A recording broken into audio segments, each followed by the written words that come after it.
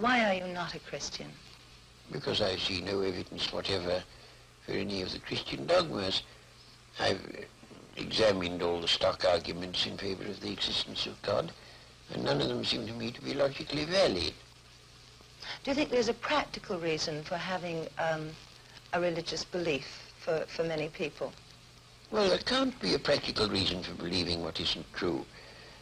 That's quite, at least I rule it out as impossible. Either the thing is true or it isn't. If it is true, you should believe it, and if it isn't, you shouldn't. And if you can't find out whether it's true or whether it isn't, you should suspend judgment. But you can't, it seems to me, a fundamental dishonesty and a fundamental treachery to intellectual integrity to hold a belief because you think it's useful and not because you think it's true. Well, I was thinking of those people who find that some kind of religious code helps them to live their lives. It gives them a very strict set of rules, the rights and the wrongs. Yes, but you know, those rules are generally quite mistaken. A great many of them do more harm than good. And they would probably be able to find a rational morality that they could live by if they dropped this irrational, traditional, taboo morality that comes down from savage ages. But are we, perhaps the ordinary person, perhaps isn't strong enough to find this own personal ethic? They have to have something imposed upon them from outside.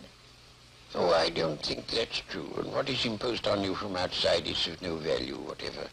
Doesn't count. Well, you were brought up, of course, as a Christian. When did you first decide that you did not want to remain a believer in the Christian ethic? I never decided that I didn't want to remain a believer. I decided between the ages of 15 and 18, I spent almost all my spare time thinking about Christian dogmas and trying to find out whether there was any reason to believe them. And by the time I was 18, I discarded the last of them. Do you think that that gave you an extra strength in your life? Oh, I don't know. No, I shouldn't have said so. Neither extra strength nor the opposite. I mean, I was just engaged in the pursuit of knowledge. As you approach the end of life, do you have any fear of some kind of afterlife, or do you feel that that is just an impossibility? No, I think that's nonsense. There is no afterlife? None whatever. Do you have any fear of something that is common amongst atheists and agnostics who have been atheists or agnostics all their lives, who are converted just before they die to a form of religion? Well, you know, it doesn't happen nearly as often as religious people think it does. Because religious people, most of them, think that it's a virtuous act to tell lies about the deathbeds of agnostics and such. As a matter of fact, it doesn't happen very often.